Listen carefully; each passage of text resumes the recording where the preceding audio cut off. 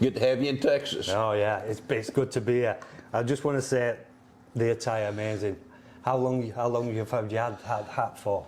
I've worn this style hat for a long time. This one I actually got from my daughter Beth about 3 years ago. But I've worn the brown felt hats, oh my gosh, most of my life. Can you just explain where we are today? We're in Grange, Texas, and we happen to be at the Crown Bar, which is one of the most fantastic bars there is in Texas as far as I'm concerned. And it's owned by Andy Johnson, my daughter Beth, and I. And it's one of those places where people gather from, not only from the local areas, but we have people come here from all over the world. Obviously, in your case, from across a pretty good stretch of water.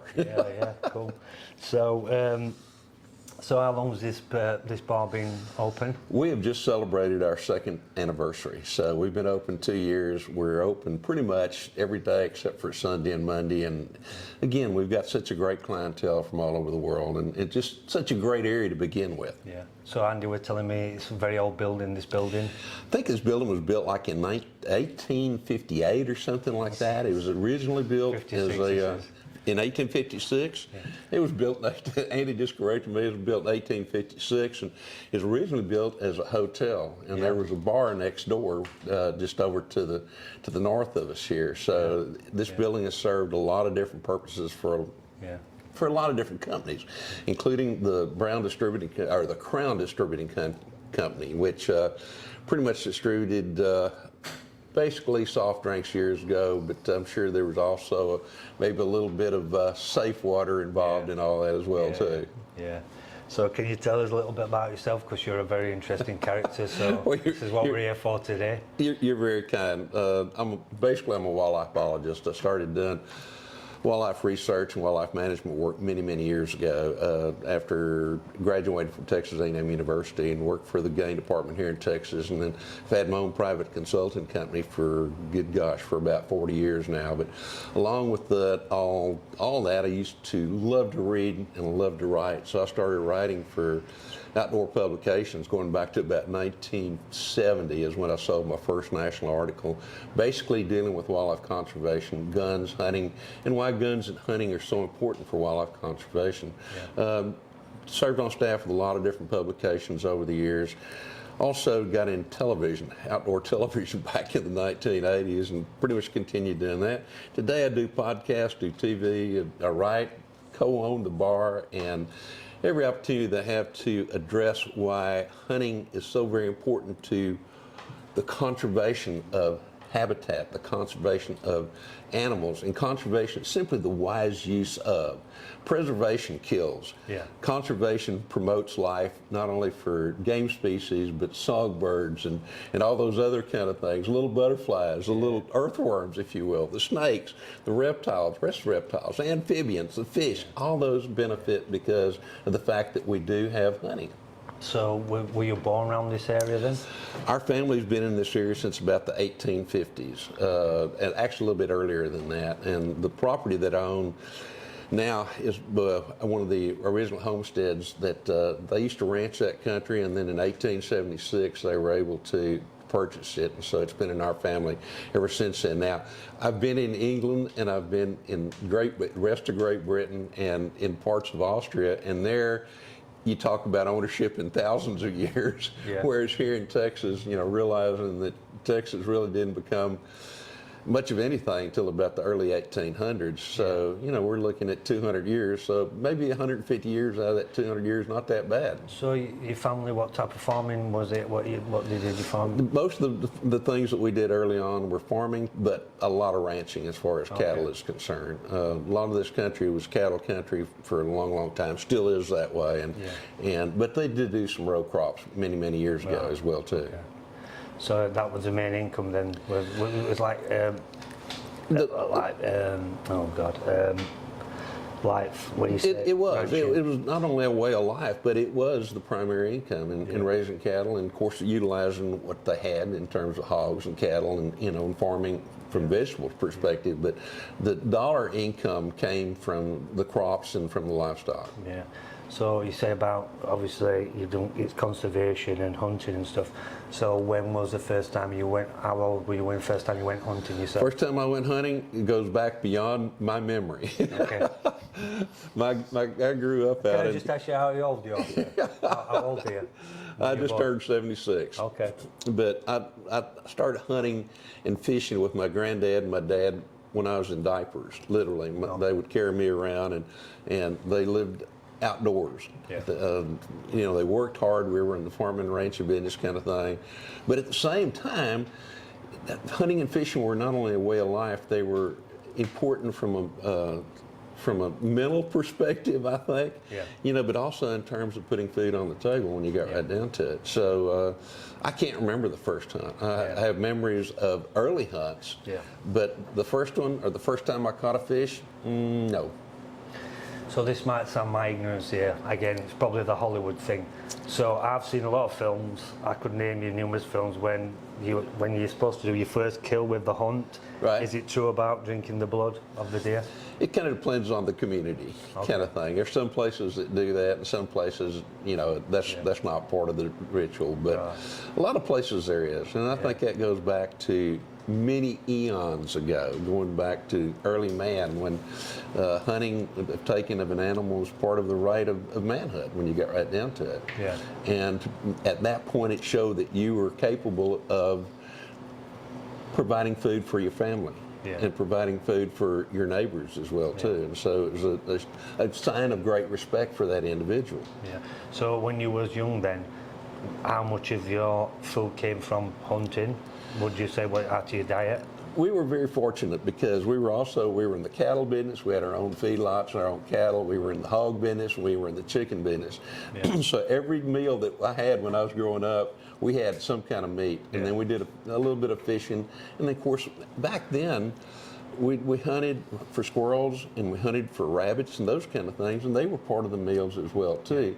The deer populations were really at an all-time low, and that came about as a result in Texas from a lot of maybe over-harvest in certain areas because land ownership had grown smaller and people really depended upon taking a deer every year. But also years ago, throughout much of the South, we had a screwworm fly, and that larval stage of that screwworm fly would eat flesh, and so if those fawns and if the animal got a scratch on them, they were infested by screwworms. Right. And if they were fawns or the young calves or things like that, when the navel cord fell off, a lot of times those flies would lay eggs there, and essentially those larvae would eat that animal from the inside totally. So populations were really low at that time. So about the time that I really started growing up, they came up with a way to get rid of the screwworm, which amounted to, that from a biology standpoint, is that screwworm female only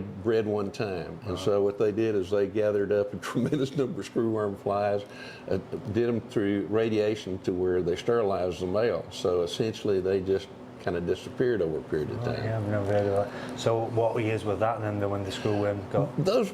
The years when all that was going on was probably in about the middle 60s, 1960s. Okay. So we've been shed of them now for quite a few years. So obviously you went to school and things, so did you go to like university education? I went to Texas A&M University and got a degree in wildlife science, and was very fortunate that I went to work with the Wildlife Disease Project, which was a project between the Department of Veterinary Pathology there and the Texas Parks and Wildlife Department, and while I was still an undergraduate. So I worked for them for several years. We did a tremendous amount of research in terms of wildlife diseases, of native species, of introduced species, and I'm talking about everything from from snakes on up kind of thing. Yeah. And then from there, worked different places within Texas Parks and Wildlife Department. A big part of it, too, was setting up wildlife management programs. So you say wildlife, can you explain what wildlife management programs? In Texas, we're about 95, 96%, maybe a little bit higher than that, privately owned. And so my job was to work with landowners to help them set up management programs that involved everything from the ground on up, looking at the vegetation, to the livestock practices, to the animals that were there, what we could do to improve the habitat, not only for the livestock, but especially for all wildlife species. Yeah. And the interesting thing that we found out there is that Once we started doing management for, say, like whitetail deer, we found that whitetail deer do better where there's a greater diversity of plant species. Well, as we increased the amount, and not only the amount, but the numbers of species out there, not only did the deer benefit, actually the butterflies and the beetles and all the other songbirds and all those other things benefited a whole lot more. Linked into Right. So that was one of the things that we learned very, very quickly. We a lot of times did a baseline of what we had in terms of vegetation and animals, including, and I'm including everything in that animal side. And then after about 5-6 years of having set up a management program where we're improving the habitat, may involve changing the livestock grazing practices, may have increased the amount of water that was there, so many different things. We found that, hey, all of a sudden where we didn't have songbirds, we didn't see butterflies, we started a really sound hunting program and a really good management program, all of a sudden we had butterflies and songbirds everywhere. So you're interested, we talked earlier about, so you said something interesting about obviously you hunt and to the benefits of hunting, because there's a lot of people out there that's very anti-hunting and this, that and other, so tell me a little bit about that. You know, it's very interesting. If you love wildlife, and I don't care where you live, whether you live in a city, in an apartment or whatever, if you love wildlife, you should thank a hunter, because hunters pay for conservation, and particularly here in North America. We have the North American wildlife management concept here where animals have to pay their way, because I've been fortunate. I've been in Africa, and I've been in Africa numerous times, and I've seen the destruction that happens to the habitat when you have too many elephants, to where there's nothing there. Whereas you had all these species earlier in terms of antelope, in terms of birds and butterflies, when the elephant population builds up, all of a sudden there's elephants. There's nothing else. Yeah. So the hunting there, as long as those animals have an economic value, where the local people, which are usually several little villages and concessions, if they allow hunting, well, it controls those animals to where now they're not destroying their crops. If there's economic value to them, they're going to leave them there, because if you remove that economic value, all of a sudden, are you going to let that elephant that's been knocking down your house and eating all your garden and eating all the food that your family going to survive on for the year disappear? No, you're going to poison the water hole. Yeah. But through hunting, with bringing in hunters, all of a sudden now these people have jobs. And the hunters are very caring in that they help set up schools, help drill wells, help do all these other things. So now you're managing the wildlife, you're managing the habitat. The people that normally would not get anything to eat, now they've got food. Now with the animals, again, economic value, maybe they eat a little bit of my garden, kind of thing. So all those things become so very, very important. So to me, if you really love if you really love wildlife, and it doesn't make any difference where you live, whether you live in England, whether you live in Scotland, one of the Zambezi Valley countries in Africa, or Canada or Australia, if you love wildlife, you really ought to be thanking a hunter there, because that hunter is the one who's paying for conservation in terms of management, in terms of conserving. And again, conserving is the wise use of. Preservation kills. If you try to preserve something, it kills. It goes to a succession to where all of a sudden, where in the past there were a lot of animals because you had a diversity of plants, now you've got a monoculture. Yeah. That monoculture supports very little wildlife. So you've hunted all over the world then yourself? I've been very fortunate. I've hunted all the continents except for Antarctica. Okay. And I have no intention to go to Antarctica. No, a bit too cold for you. Yeah, no, I love the cold, but it's just, there's really nothing there that can be done in terms of wildlife to really, other than, there are a few penguins and those kind of things, and they're going to subsist on fish. So there's nothing there that we can really do to improve the habitat for those. That's what I'm saying. It's interesting you say that, because a lot of people don't think that hunting improves things, There's so many. It's like Kenya. Kenya years ago shut down all hunting. You know where the wildlife exists today in Kenya?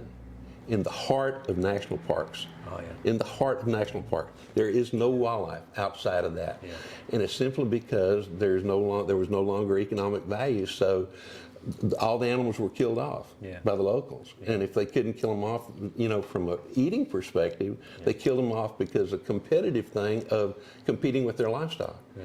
So they went in and just poisoned water holes. Yeah. And so now just in the interior of those national parks in Kenya is there wildlife. No. Outside there, there's not. You go to a country like Namibia, which Namibia has in their constitution gives every human there the right to hunt. Yeah. Game populations, wildlife populations of all sorts totally flourish. Unbelievable, like the Africa of many, many years ago. Yeah. So it's hunting becomes so very important. Yeah. And we're seeing that some in parts of Europe, where hunting is kind of been suppressed and going slow, trying to being pushed down and pushed down. You don't have the wildlife that you did when you had hunting there. Yeah. It's a shame. It's a shame people don't have a little bit better understanding about some of that. So what type of things have you hunted then? Everything. I've hunted a lot of different species in Africa, and I have shot problem elephants on down where the elephant was coming in and knocking down people's homes and eating their gardens. And when I shot, there were 300 people that came in that ate for 2 months off of that kind of thing. So I've hunted a lot of things in Africa. What weapon would you use for something like, say, an elephant? What sort of caliber rifle type thing? Most of the countries in Africa, for dangerous game, which is considered anything from lion, leopard, rhino, which we don't really hunt, but elephants is like a 375 and up, and a lot of those countries have minimums. Yeah. So it's a fair size, big bore type of gun. Yeah.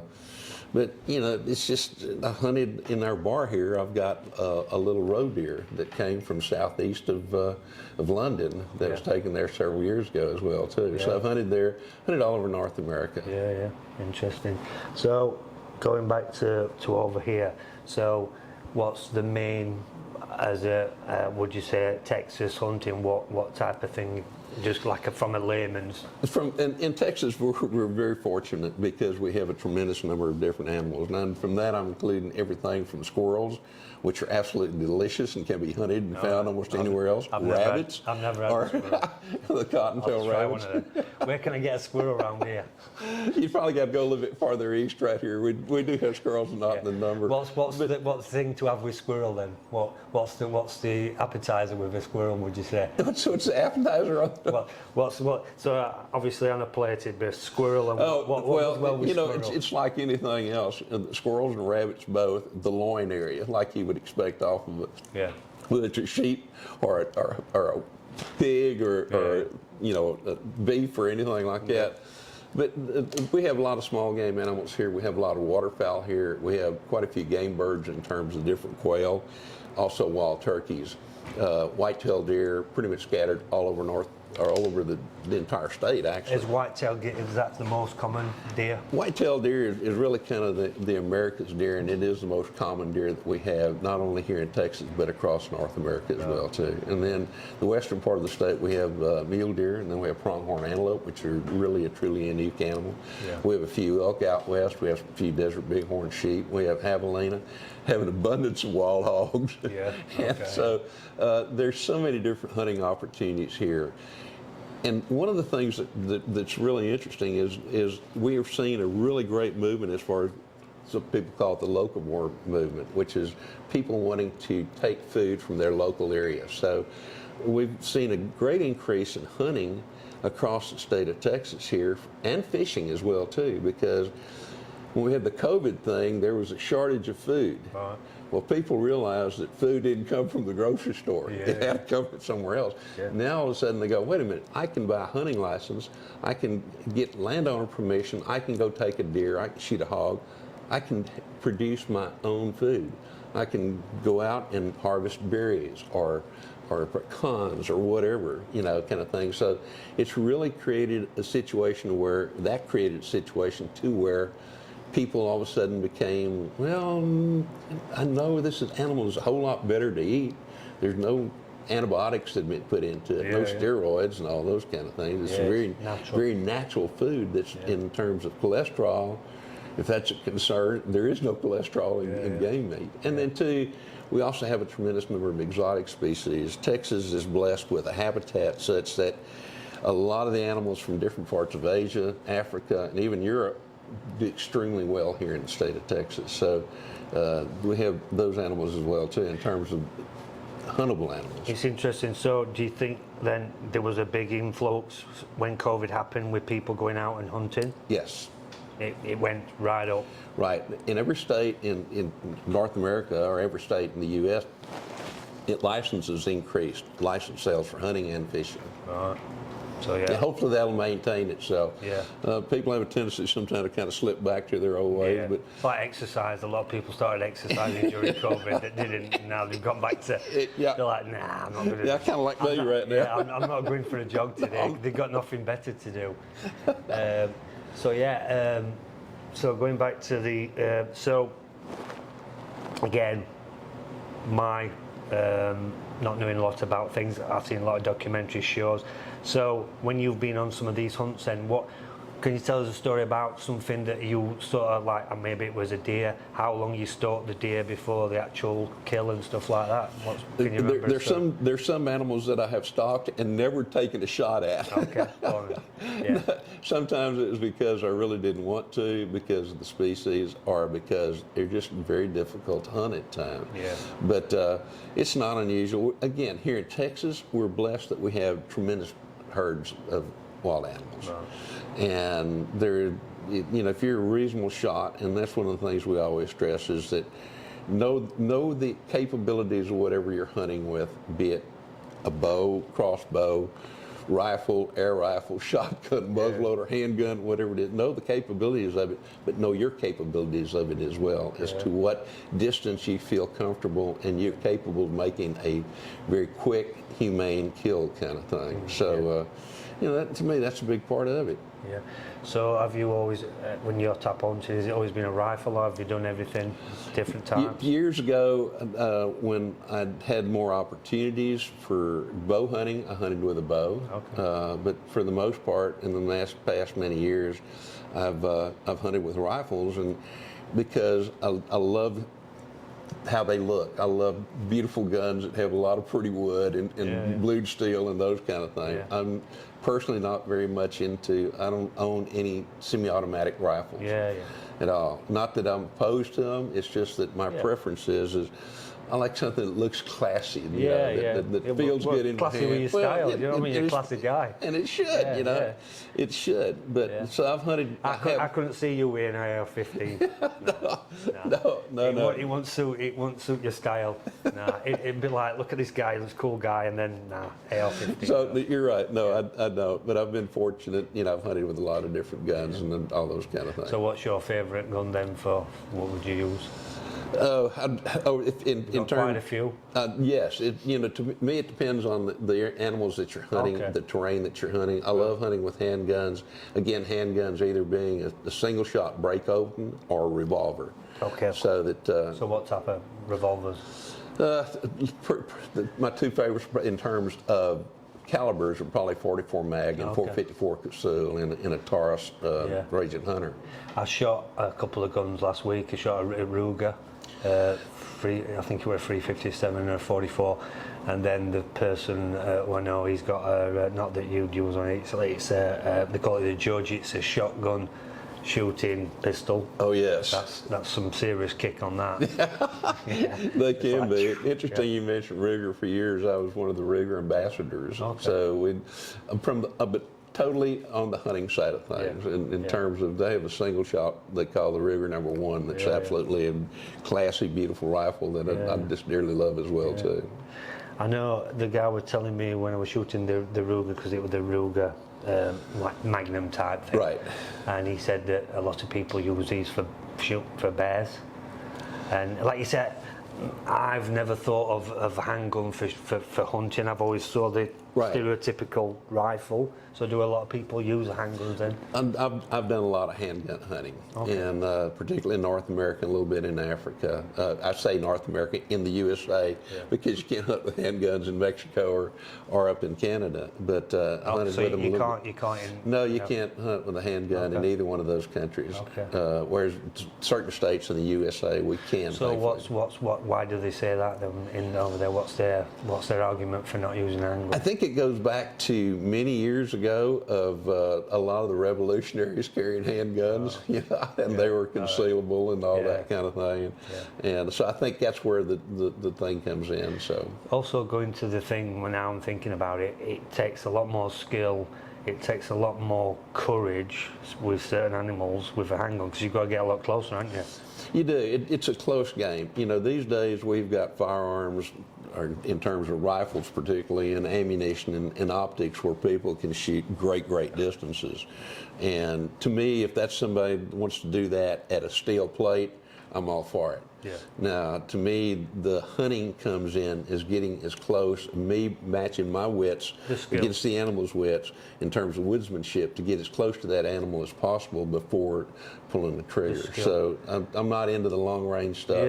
I'm glad. I love shooting long range, but I want to shoot at steel plates. So if it comes to an animal, to me, you got to get as close as you possibly can to put that animal down as quickly and humanely as you possibly can. We owe that to the animals that we hunt. So again, from a layman, never been hunting, give me the 5 rules of if you was hunting a certain type of animal.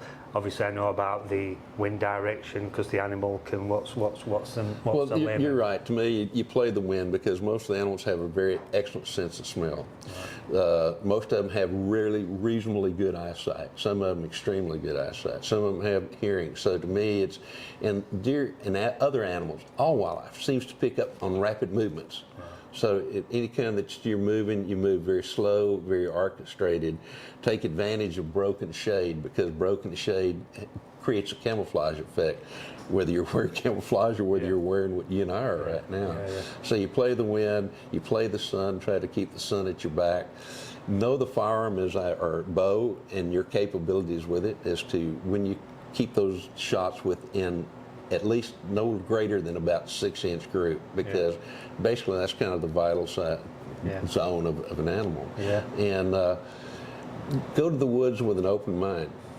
Enjoy the sun coming up, and listen to the birds, listen to the animals that are out there that are making noise, listen to the insects in the morning. That sun starts going down, appreciate the beauty of that sunset. And don't have huge expectations. And go with a good open mind. I think hunting to me is as much mental as it is physical, and I love that mental aspect of enjoying myself while I'm out there, enjoying the company of others, sitting around the campfire later on maybe in the evening telling stories or just getting to know you better or, and those kind of things. I'd love to go. I've never been hunting. I'd love to go and experience the whole thing. Yeah, maybe I could go here one day. It'd be cool. How long would you say is the longest time that you've stalked something before you've Oh gosh, days, days. But literally within a day, maybe eight hours or so. I've hunted stag in the mountains or in the Highlands of Scotland, and our stalk there was a long uphill stalk for about, oh my gosh, 1.5 miles, 2 miles, almost straight up. Get up to the top, the stags are laid in the wet and with the midges. I'm sure you're familiar with the midges. If somebody doesn't know, they're like mosquitoes, only 20 times worse. And and laid there and waiting for those stags to get up. And that took a period of about 10 hours. This might sound like a silly question. You think it's a lot harder to hunt over, say, in Scotland than over here, or would you say it's the same? Every place is relative in terms of habitat, in terms of terrain, and all those kind of things. And to me, you could go to Scotland and have a really easy hunt where you walk out, oh my gosh, there he is, and you take him. Or it could be hours and days hunting. And the same thing kind of happens here, is that it depends on the species, it depends on the area that you hunt, the terrain that you hunt, all those kind of things come into play. So going back then, so obviously you you did your thing. So can we talk about TV things that happen? How did all that start? How did the first guy? Did the first guy walk up to you and, do you know, sir, you're a great character. I want you to be on my TV show. The TV thing started many years ago, and when people really started gaining interest in the outdoors in terms of being able to see on TV. Yeah. And basically, it started with me. I was at Texas A&M University, and Texas A&M had a TAMU TV network, and a guy by the name of Larry Godfrey had an outdoor show there. And I got to know Larry, and Larry and I hunted together. And my background as a wildlife biologist, having done a lot of research on everything from alligators to all the deer species, a lot of the non-game species, to bighorn sheep, because I had some knowledge of animals in terms of biology. Yeah. I think that's what kind of drew others to me. And then from a very personal perspective, I love to write. As I mentioned, I've written probably close to 4,000 feature articles and a bunch of books and all that other kind of stuff. But for a while, years ago, advertising on print publications was extremely good. Well, TV started, and all of a sudden, a lot of the manufacturers started going, yeah, that print magazine's pretty good, but if I can get this on this TV show, you know, so many more people will see it in action and being used. And so that was about the time, that was back in the early 1980s, middle 1980s, that I started shifting kind of a little bit more and more all the time toward TV. Yeah, well, that's when it was taking off. I mean, now obviously this is YouTube. Oh my gosh, you yes. know what I mean, look at the size of that camera. So when you did your first TV stuff, how big was the camera? When I first did the first TV show, we were using a Betacam SP. And a Betacam SP was a camera just by itself that weighed about 40 pounds. Right. You had a separate recording device that weighed another 20 pounds. It had cassette tapes that were about the size of most books. Yeah. You had a battery pack that weighed, oh gosh, I think most of the battery packs weighed about 70 pounds. Yeah. And then you carried a tripod that had to be huge because you had this 50 pound, 40, 50 pound camera sitting on top of it. Yeah. So the time we started, we were carrying close to 200 pounds of weight from a cameraman. So was there a lot of crew around you then when you early days? No, generally it was when we started that. Generally it was me and a cameraman and maybe one other guy that was there. Sometimes as a sound person, or as a gopher, if you will, to help carry things and all those kind of things. So the first stuff, was it Texas mainly? We started off in Texas, and then it didn't take very long. A little bit later, we started going into the other states here in the U.S., and then from there into Canada and Mexico, and about that time too, we started going into Africa. The beauty of Africa is we could go there for a couple of weeks and probably get 4 or 5 shows. Yeah. Whereas if we were here in the States and Texas, you were going to hunt one animal. And so it became an economic thing, but also at the same time, there was an increased interest in traveling abroad for the outdoors. Yeah, so it was a network, Texas network going all over America, was it? Yeah. Yeah, I worked with several different networks. TNN used to be the Nashville network, and it's gone since several years ago. Yeah. But they did a lot. Yeah. And even going back to ABC, when I was in college, they had the American Sportsman, which traveled and really kind of set the stage for so many things that we were able to do later on. So your show, so what was the premise? Obviously it was hunting, was it a point of view of you just hunting, or? No, it was hunting, but because of my interest in wildlife management, wildlife biology, we looked into the biology of those animals, a lot of the plants, all those kind of things, the local culture, as to how they related to hunting and why hunting in a lot of instances was so very important to them. Yeah. So we looked at with the shows that I dealt with and the shows that I owned and hosted and co-hosted, hunting we were there to hunt, but that was, when you got right down to it, probably about 15 to 20% of the entire show, because we try to incorporate all these others to educate, but do it such in a manner that it was entertaining to people. Yeah. I learned a long time ago, if you can tell somebody a story and make them smile, and in that impart a few little bits of knowledge, that they'll retain that a whole lot better than I stand there and go, you need to do it this way, this way, this way. Yeah, yeah. The human nature just immediately turns around and goes the other way. Oh, yeah. You know, so to me, it's just, you teach by example. You teach with, you know, to me, the perfect thing is for somebody to, if I do something on a show or write about it, and 5 years later, that individual that saw the show or read it or whatever, does what I did, and he's successful, whether it's life or whether it's hunting.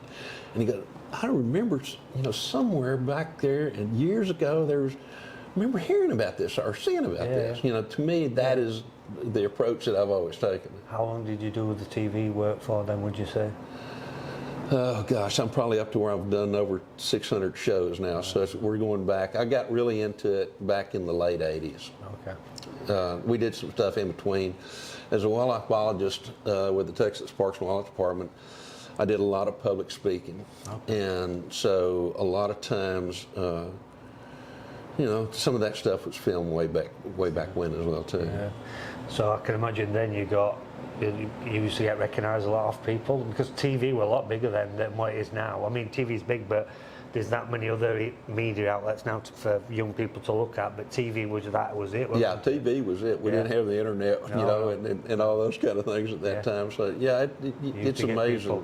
Coming up to you and seeing you on TV. It is. And you mentioned the hat earlier, is that I've always pretty much worn a brown Western hat. Right.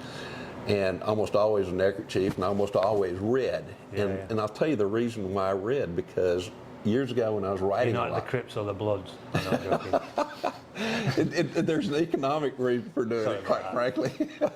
I noticed years ago when I was writing, I would send in a whole bunch of photographs, and if I was wearing a red neckerchief, the picture could be out of focus, and yet the photo editor would choose the photo. Yeah. Because that red, unless you're red-green colorblind, red draws your eye. Pings off, And so to me, that was a big part of it. So I found that if I wore the red neckerchief and wore the brown hat, it was a recognizable thing, and people saw the red in the photographs, and the editors would buy the photographs a whole lot more than they would otherwise. Have you always had the beard as well? I've had a beard since the late 1970s. Now, it used to be sushi, actually, it used to be really red. Yeah, like mine a little bit. People say, "You're ginger." I'm like, "No, I'm blonde." Well, so I'm going to the white stage. Were you redder than me then? Were you redder than me? Oh yes. Oh yeah. Yeah, my hair was really red. Yeah, no, it suits your thing. So, saying that, the only thing, where's the Texas boots? You know, I've worn. You can't see. You've got no Texas boots on. I've worn boots most of my life, and a few years ago, it was just a matter of time of just wearing something really comfortable. And I love Western boots, but I spend a lot of time on my feet. I spend a lot of time not just walking in the hills and those kind of things, but a lot of times I want to do a lot of shows, talking about consumer shows. Yeah. And cowboy boots are really good looking. They feel good for about the first 20 minutes you're standing on concrete. I'm just going to say they look good, but I bet they're not comfortable. I've never really had a proper pair. And after, I can imagine. Even a perfect fit boot that was custom made for you, if you stand on a concrete floor or stand in one spot for 20, 30 minutes, thereafter you go, what kind of other shoes out there that I can put on while I'm doing this? Stick to the Skechers. Yeah, exactly. Yeah. We're all right, because you can't see that. So we have just briefly talked about fishing, then we haven't really talked about the fishing. What type of fishing have you done? I've been fortunate. I love to fish because of the hunting that I've done across the world. I've had a chance to fish a few little places. And I've done some fishing for saltwater for some of the billfish and all those kind of things, a lot of freshwater. Matter of fact, the day after we do this, I'm headed to Belize, which is Central America, if you will. And there's an operation that is trying to get started, and we're going to go down, I am and a friend of mine, and we're going to go fish for saltwater billfish, and then we're going to fish for bonefish and tarpon close and a couple other things close to the edge of the mangroves and those kind of things. And they were going to fish freshwater as well too. So I love to fish. I don't get the chance to do it as much as I like to. I love to eat fish. I love to cook. I love to cook game. I love to cook fish as well too. Yeah. So fishing, more and more people now, thankfully, are getting back into fishing. Fishing had kind of gone out of vogue for a little bit. And again, it came back, I think, to this locavore movement in that anybody can go fish and anybody can catch fish. Yeah. You know, whether you do it with a hook, a bobber, and a sinker, and a line and a cane pole, you can catch fish that you can eat. Or an hand grenade. Oh, yeah. I'd love to just try that once. Just boom, just to see how many come up to the top. There'd be much left of the fish probably. But so a local again to fishing. If I said to you like, oh, I'd love to go fishing, where would you take me around here, and what type of fish would we go for? The fishing that we have here is primarily freshwater, you know, until you get down on the Texas coast. And we do have some fantastic fishing for things like spotted weakfish or trout or redfish and flounder and all those kind of things down on the coastal area. But in this area, it's probably pretty much going to be bass, catfish, and then some of the sunfish like crappie or bluegill or something like that. I've tried some catfish. I was here last year with my girlfriend, and I'd never had catfish, so we tried it. And I think I had some with catfish with like a pie in Louisiana. I was like, we'll have that. Yeah, we were just looking for all the different type of stuff that we've had, which were catfish, and. I'm not sure if we tried alligator as well. That were interesting. Alligator's pretty good, absolutely. Yeah. I can't remember if I had alligator. I think I had it, but probably not. Is it a lean type of meat? It's very lean. It's very white colored. It's about the color of most fish. However, it's stringy meat as compared to a flaky like most fish is. So is it more like a meat? Would you say? Yeah, it would be more meat-like. But in between fish and meat, would you say? It would be, but it would be more meat-like than it is fish-like. Yeah. So how would you cook that? What's the? Oh my gosh, you can chunk it up in little pieces and batter it and fry it. It's absolutely delicious. You can use it in different types of soups, stews, the gumbos, all those kind of things, such as you find down closer to the Louisiana border, or now even in this area. Yeah. So, what is your favourite type of fish to fish? To fish? Yeah, I love to fish for big alligator gar. What's that? Big alligator gar. The gar are an elongated animal. It's got a huge mouth, lots of big teeth, and they'll get up to about 150 pounds or so. So how would you? So if you just go through the process, how would you fish that? What's the process? They're found in a lot of the rivers and streams that we have here to begin with, and so you're going to use rod and reel, obviously, and you use a float, and you use probably a piece of cut bait. Cut bait meaning probably a piece of carp, and actually on those bigger gar, it's just catch and release because they grow to about 3 feet fairly quickly, and after that they put on about half an inch of growth to an inch of growth a year. So when you start talking about a gar that's 6 foot long, you're talking about something that's been around a long time. They go back to a time of about 150 million years ago, and if you go back to the fossil record, they haven't changed. So they're really a unique animal. They can actually breathe air a little bit. Is it a bit like when if me and you went doing this type of fishing? Have you got a sort of like it's a bit like the film Jaws where you have to strap yourself in? No, but there's I'm thinking with the power of some of them, they're going to take you over. They could, they could, and they'll jump and come out of the water, and they really fight. But from an eating perspective, to me, I love to fish for our little bluegill. They're little sunfish, perch, if you will, some of the catfish, and from a perspective farther north, halibut, which is kind of like a sole or flounder, is probably some of the best. And then in the north country, we have walleye pike, and the walleye is some of the most unbelievable eating. And then down in here in this area too is the white crappie or the black crappie that we have in pretty much all the streams and bodies of water. So just finishing off, completely opposite to what we've been talking about. Obviously, I've been around this area quite a few years on and off, and Do you know anything? I'm not saying you've been there. Do you know anything about the chicken ranch? What do you know about the chicken ranch? That's an interesting. That was shut down many, many years ago. Yeah. Actually, when I was probably in the early stages of high school. Yeah. And Grange, of course, was known for that place. And then the movie that Burt Reynolds and Dolly Parton and a couple others did, called The Best Little Whorehouse in the State of Texas, was based on this area kind of thing. So it's been around. I understand that I don't even know where it is in relationship to where we are at now, to be honest with you. But I've been, but there's nothing there. I was going to say, I don't think there's a sign of anything even being there anymore. I went yesterday, just out of curiosity. I've read about it, and I thought I'll just have a look, see if, and it's really, you can't see anything, can you?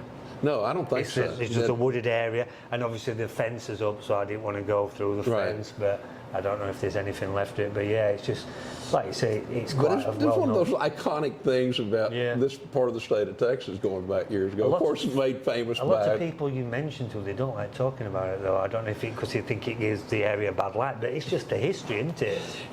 It was part of the history of this area. It really was. So going back to history, what was, so the town hall's over here, isn't it, to the left? So what was the main... Would you say the main thriving community back in the day here was, what was it for? This area really probably had to do with farming. There was quite a bit of cotton farming, grain farming that went on, quite a bit of livestock many, many years ago. Yeah. The Colorado River runs through here, the Texas Colorado River, which I grew up not very far from, just south of here. But it was a commerce area. I mean, they used to bring paddle boats up here, talking about big paddle boats as far as being able to ship the cotton and those kind of things out of here. So the basic, probably what started this country, started this area right here, is that a lot of our initial settlers came from different parts of Europe, from different parts of the Germanic type. And the terrain is somewhat similar as well.